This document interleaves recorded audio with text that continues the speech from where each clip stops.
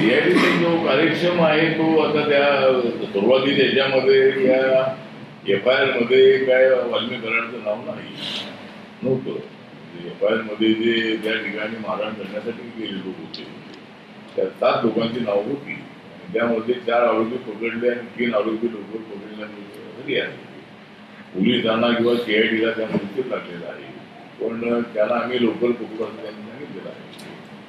आणि वाल्मी कराड हा त्या टोळीचा प्रमुख आहे किंवा तो ते सगळी त्याची माणसं होती अशी तक्रार सर्वपक्षीय मोर्चामध्ये सर्वांनी केली होती. वाल्मी कराडला पकडलंच पाहिजे, त्याला केलंच पाहिजे, तो सूत्रधार आहे अशी तक्रार सगळ्या नेत्यांची होती.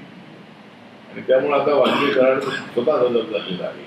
त्यामुळं तो त्यामधला मुख्य आरोपी आहेच आहे. पण थोडा वेळ लागलेला आहे. म्हणजे पोलीसवाले जर कुठे मर्डर झाला तर 24 दिवसामध्ये किंवा 19 दिवसामध्ये ताबडतोब आरोपीला पकडतात. तर या प्रकरणामध्ये तर आरोपी सगळे पकड होते. आरोपीची नावं होती, नावांना कुठेच